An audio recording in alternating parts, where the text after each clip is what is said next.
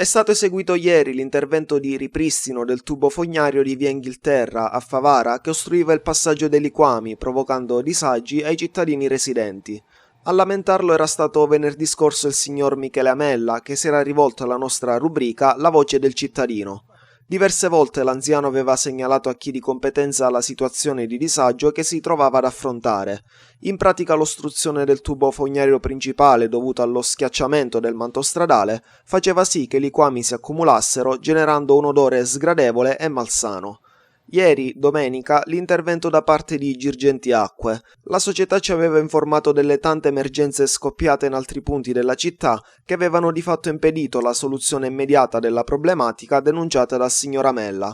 Ad ogni modo, ieri Girgenti Acque è intervenuta in via Inghilterra e ha sistemato il tubo. È lo stesso cittadino Amella a dircelo e dai nostri microfoni ringrazia quanti si sono impegnati per la risoluzione del problema. Signora Mella, il suo problema segnalato venerdì è stato risolto?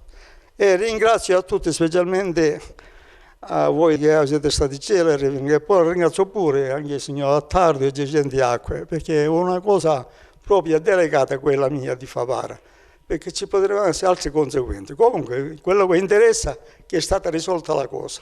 Vi ringrazio tutti.